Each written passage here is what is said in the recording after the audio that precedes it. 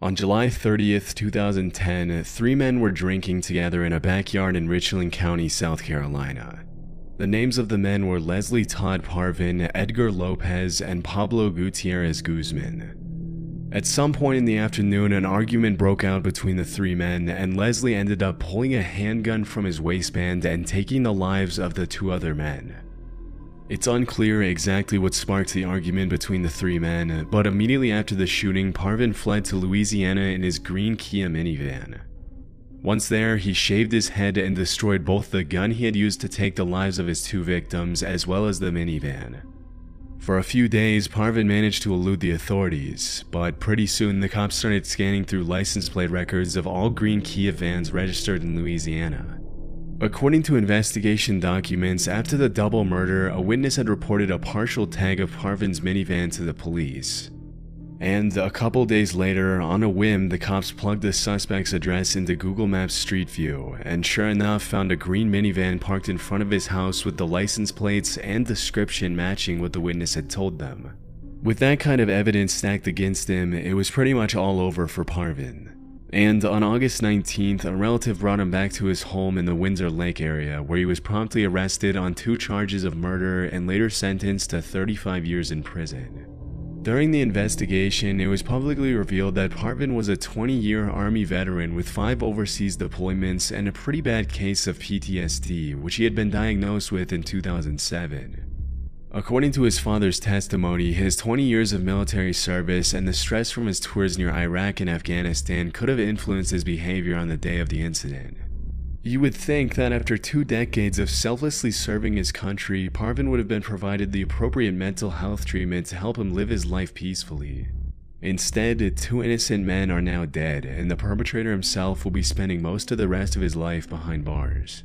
35 years after his crime, at the age of 75, Parvin will be released from prison into a world he'll probably no longer even recognize. In July 2018, Channel 4 released an incredibly disturbing video which showed a group of uniformed men leading multiple women and children through a dirt road and onto a deserted patch of land, where the armed men then shamelessly took the lives of the victims at gunpoint. In the video, the men can be heard accusing the women and children of belonging to the notorious terrorist group Boko Haram. The video caught the attention of the entire world, with hundreds of people immediately alleging that the terrifying footage had been captured in Cameroon. However, the government of Cameroon immediately denied the claims, alleging that the video wasn't even shot in their country and that their army was being wrongly blamed for killing civilians. Still, the BBC wasn't convinced, and their team of researchers decided to find out who had been responsible for the atrocities in the video, where they took place, and when. After receiving an anonymous tip, they used Google Maps to study the layout of a particular region in Cameroon and discovered that the mountain range visible in the background of the video was near a village named Krawa Mafa, very close to the Nigerian border. By analyzing several years of Google satellite imagery of the region, the researchers from the BBC were able to determine that the incident had taken place at some point between March 20th and April 5th, 2015. Upon further investigation, it was revealed that the Cameroonian government hadn't been honest when they denied the claims. For example, the government had claimed that the Cameroonian army didn't use weapons like the ones shown in the video, but the BBC's analysis revealed that the guns were Serbian-made Zastava M21s, which are in fact used in the Cameroonian army. On top of this, several other details that the government had claimed were inaccurate turned out to be a perfect match, including the armed men's uniforms. A month after the Cameroonian government's initial denial of the claims, they then updated their statement to clarify that 7 members of the army were now under investigation. And when the BBC shared their full report with the Cameroonian government, the country's Minister of Communication was reported saying, 7 soldiers were arrested, disarmed. They are under investigation right now. I can confirm that all 7 of them are in prison. In their next statement, the Cameroonian government released the names of the 7 detainees, and the BBC confirmed that some of them were the same people who were seen in the video executing the innocent women and children. In 2020, 4 of the soldiers in the video received 10-year prison sentences for the murders, while a 5th soldier was sentenced to 2 years for filming and sharing the footage. The other 2 soldiers were acquitted. It's crazy to think that you can get away with such an atrocious crime and only face 10 years in prison. But at least they're being held accountable for what they did, all thanks to a very detailed examination of the video's content against Google's satellite imagery.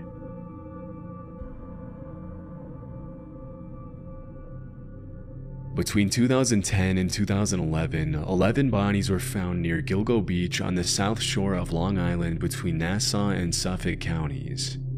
Most of the bodies belonged to female escorts whose lives had been taken as early as 1993. But it wasn't until 2023 that they finally managed to arrest Rex Heuermann, a 60-year-old architect and father of two, and connect him to the crimes through DNA evidence, cell phone records, and the links between his Chevy Avalanche and the crimes. After his arrest, Rex was charged with the deaths of 4 women, and later he was charged with the deaths of 2 other women after DNA evidence linked him to the crimes. Disturbingly, the cops found that the suspect had used several burner phones to conduct thousands of searches related to the things he later ended up doing to his victims. And to seal Heuermann's fate, they also found a huge Word document on his hard drive in his basement, in which Rex had planned out the murders of his victims in very explicit detail. Shockingly, the document included checklists that outlined the steps he needed to complete before, during, and after his killings.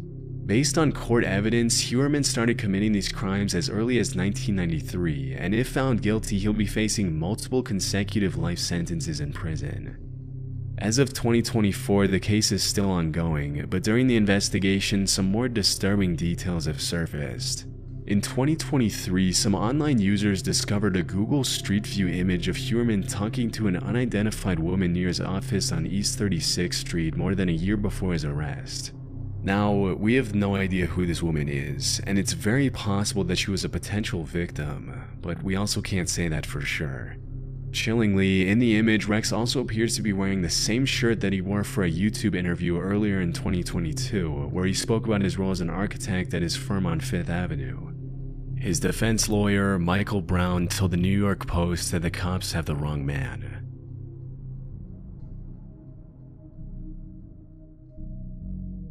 In September 2008, a 14-year-old Dutch boy was riding his bike in the town of Groningen, about 110 miles northeast of Amsterdam, when suddenly 2 young men walked behind him, dragged him off his bike, and robbed him of €165 and his phone. For several months, the cops failed to find the suspects, as no witnesses came forward and they only had the boy's description of the muggers to go on. In March of the following year, the victim went on his computer and started surfing Google Maps Street View, looking at the location where he'd been mugged around 6 months earlier. To his surprise, the Street View car had captured the 2 men walking up behind him in the moments before the crime. As is usually the case with these images, the faces of the 2 muggers and the victim were blurred, but the boy immediately called the cops and informed them of the new development in the case. With the Street View pictures in hand, the authorities asked Google to hand over the unblurred version of the images to help identify the suspects. Interestingly, as soon as they got the unblurred images, the investigators recognized one of the muggers from a previous crime, and the other suspect was identified as the first mugger's twin brother. After confirming their identity, the Dutch police were able to track down and arrest the twins, but I wasn't able to find official confirmation that they were charged and sentenced. It's unclear if the boy ever got his phone and money back.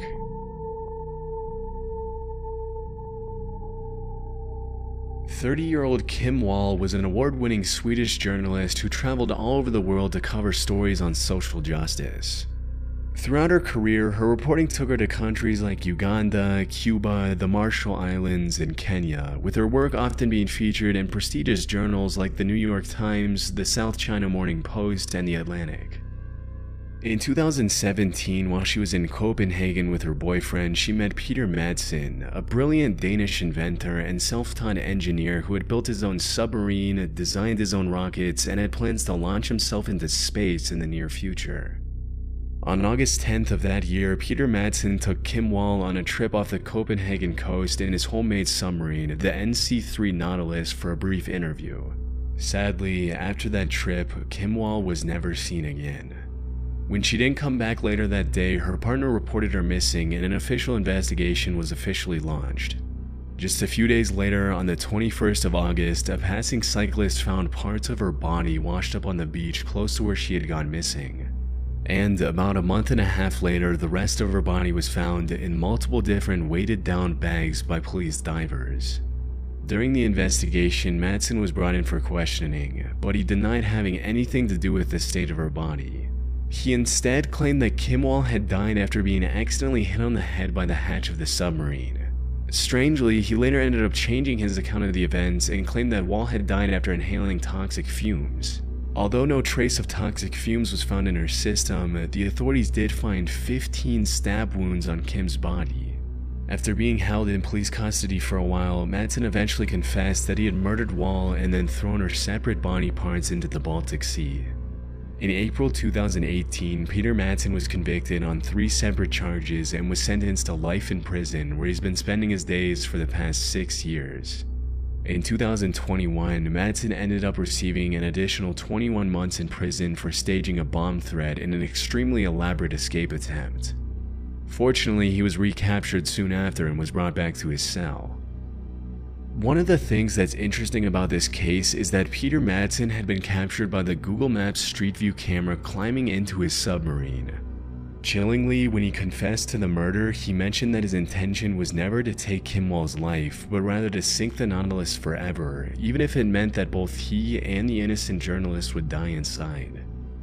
To this day, it's still unclear how exactly he took Kim's life, but thankfully Madsen will be spending the rest of his life behind bars with no possibility of ever coming back to society again.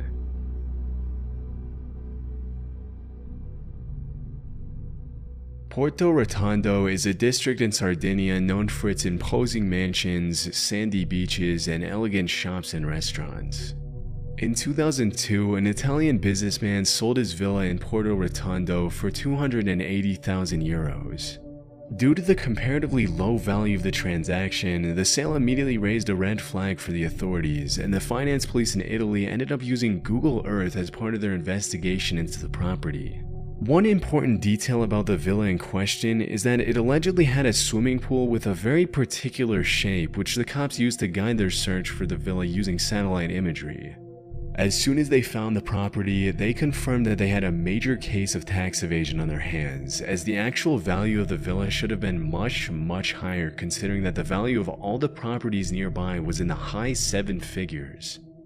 With enough evidence from Google's satellite imagery to confirm that the unidentified businessman had indeed committed tax fraud, the finance police then checked the suspect's bank accounts and discovered €7 million in unreported deposits spanning several years.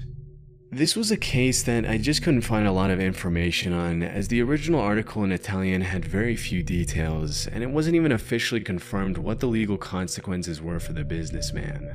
Still, it's probably safe to assume that his assets were seized, and due to the crazy amount of unreported cash, it's likely that he spent at least a few years in jail.